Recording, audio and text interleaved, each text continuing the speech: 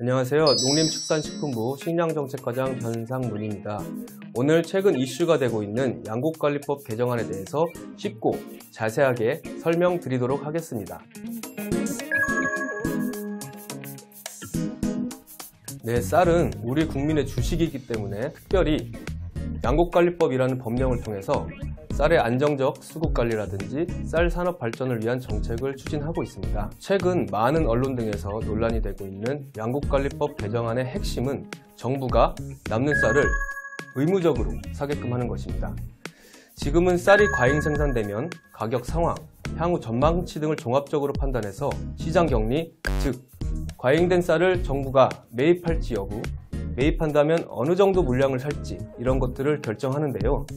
이 개정안은 시장격리 제도를 법률로 정한 일정 조건이 되면 정부로 하여금 10월, 12월 수확기 동안에 수요보다 많이 생산된 쌀 전부를 정해진 가격으로 사게끔 하는 것입니다.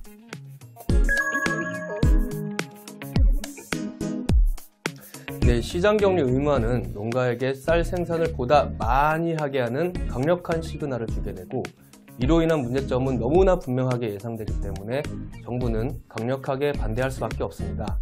과거 유럽, 태국에서도 주요 농산물의 최저 가격을 보장하거나 높은 가격으로 정부가 수매한 정책을 추진한 적이 있습니다. 하지만 엄청난 사회적 낭비와 혼란을 치르고 나서야 관련 정책을 폐기한 사례가 있었고, 쌀 과잉 상황으로 고민이 많은 일본도 무려 3조 원 이상의 예산을 쌀값 안정을 위해 쓰고 있지만 쌀값은 10년 전과 비슷한 수준에서 정체되어 있습니다. 네, 양곡관리법 개정안에 대해서는 대부분의 전문가, 언론에서 문제점을 지적하고 있고, 국책연구기관인 농촌경제연구원도 개정안에 대한 영향 분석 결과에서 우려를 표명하고 있습니다. 첫째, 남는 쌀이 더 많아져서 불필요한 재정 부담이 커집니다. 현재도 쌀은 생산량 감소에 비해 소비량 감소가 더 커서 매년 20만 톤가량 남는 상황입니다. 이러한 상황에서 정부가 남는 쌀을 다 사주게 되면 과잉 물량은 더 많아져서 2030년에 이르면 그 규모가 63만 톤에 이를 것으로 전망되고, 이를 사는 데에만 1조 4천억 원이 예상됩니다. 30년까지 연평균 1조 원 이상의 예산이 쓰이게 되는데요.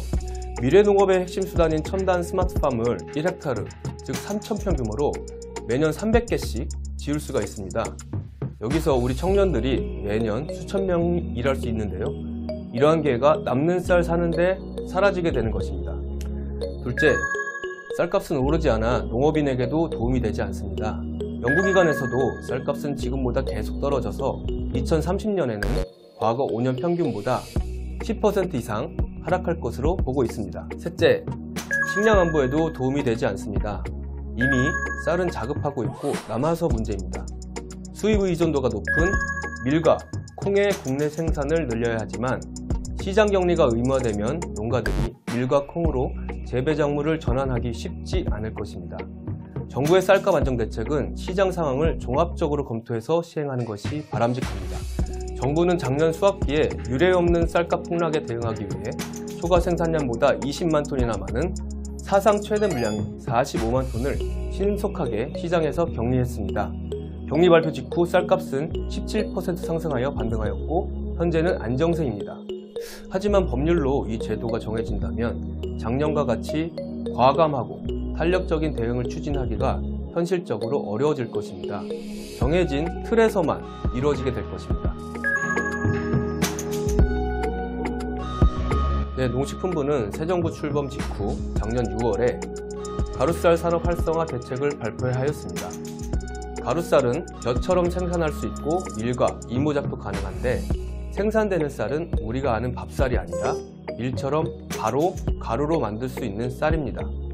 농식품부는 이 가루쌀을 쌀 수급 균형과 식량 안보 강화의 핵심 수단으로 활용할 계획이고, 이를 위해 올해부터 전략작물 직불제를 새롭게 추진해서 재배 면적과 생산량을 늘려 나갈 것입니다. 2026년에는 20만 톤까지 생산해서 과잉 물량을 해소하고, 현재 1%가 안 되는 밀 자급률도 8%까지 높일 계획입니다. 이와 함께 소비 수요에 맞는 벼 적정 생산을 위해 다수학 품종은 줄이고 고품질 쌀 재배를 확대해 나갈 계획입니다.